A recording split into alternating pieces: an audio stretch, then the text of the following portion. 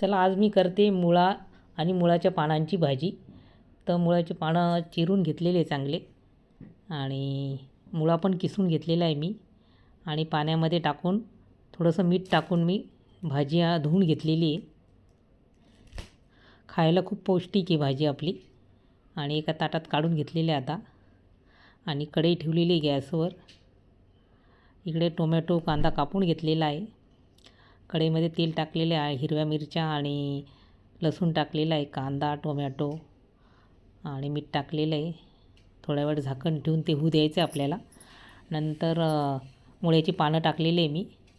छान मिक्स करायचं आहे, परतून घ्यायची भाजी आपल्याला मस्त आणि थोड्या वेळ शिजू द्यायची आहे ती झाकण ठेवून. आणि आपली भाजी थोड्या वेळ होऊ द्यायची. आपली भाजी तयार झालेली बघा. व्हिडिओ आवडल्यास लाईक शेअर आणि सबस्क्राईब करा.